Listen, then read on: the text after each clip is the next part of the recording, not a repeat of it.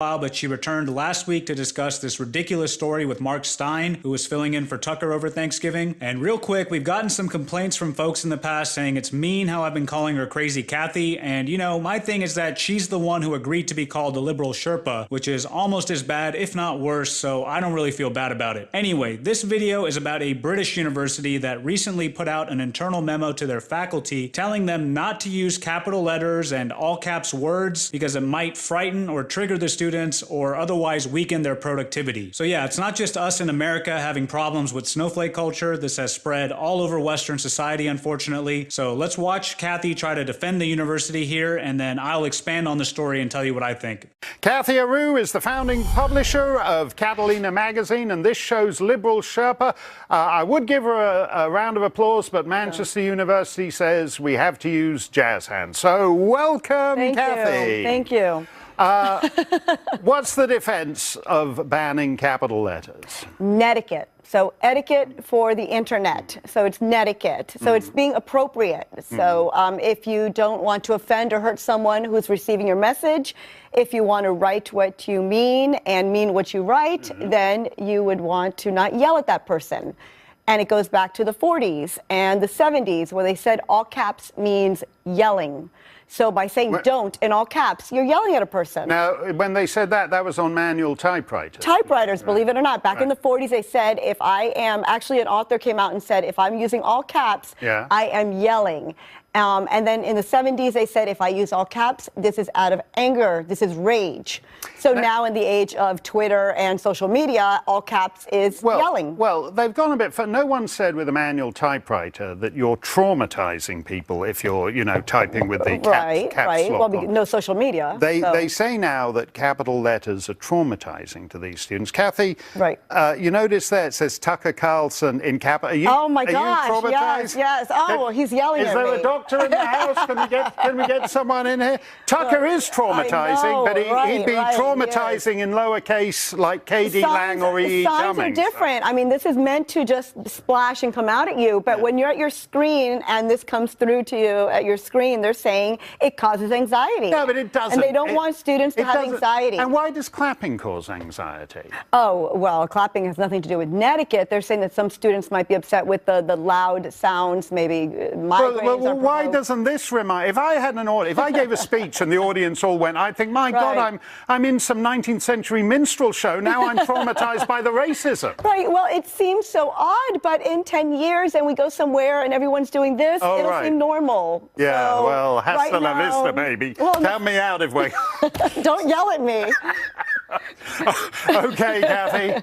Alright, so I definitely don't feel bad calling Cathy crazy after that display. Obviously, she was brought on to defend the university here, and her main argument in support of these guidelines is that students should never feel stressed or anxious in their educational environment. Colleges and universities should always be doing whatever they can to protect their students' feelings, even if that means restricting the use of capital letters, because some students apparently might perceive that as yelling or aggression. She's wrong about this, and I will explain why in a moment, but first let's finish reviewing the whole story. So this all started when the journalism department at Leeds Trinity released this memo to the professors directing them to, among other things, write in a helpful and warm tone, avoid officious language and negative instructions including capital letters. They should also avoid overuse of do and especially don't, and of course avoid a tone that stresses the difficulty or the high-stakes nature of the task. For example, don't tell your students that this is a difficult area to write about because we of course don't want to scare them out of attempting a hard assignment, God forbid. So then this internal memo ended up getting leaked to the press, and as you might expect, the university got torched for this in various publications and also on Twitter. So naturally they responded in the form of a tweet. They said, in response to today's comments in the media which allege we have banned capital letters, we haven't. We're really proud of our approach to teaching and learning at Leeds Trinity. Here's why. And then they attached this statement which reads, at Leeds Trinity University we support our students to be the very best they can be. be. We're proud to offer a personal and inclusive university experience that gives every student the support to realize their potential. We follow national best practice teaching guidelines, and the memo cited in the press is guidance from a course leader to academic staff sharing best practice from the latest teaching research to inform their teaching. For every assignment, academic staff have an unpacking session with students so the students are clear on what is expected. The majority of universities do this. It is also about good communication and consistent style. For example, it is best practice not to write in all capital letters regardless of the sector. Okay, so obviously this quickly evolved into an embarrassing story for the university, and their defense is that, first of all, they did not implement a strict ban. This was just a set of guidelines, and that also they were simply trying to follow normal educational standards and promoting best practices for teachers based on the available research. So this is their official position, and it sounds reasonable when stated that way, but it's worth noting that even some of their professors were unhappy with the memo, and one professor even gave an anonymous statement to the Yorkshire Evening Post saying that nobody has banned it, but there are guidelines advising us to not use capital letters, which is absolutely ridiculous. I am yet to meet anyone who is traumatized by capital letters. We don't need to do students any favors. They need to be prepared for the real world. If they fall and we keep catching them, then once they graduate, they'll wonder why they've fallen on the floor. Exactly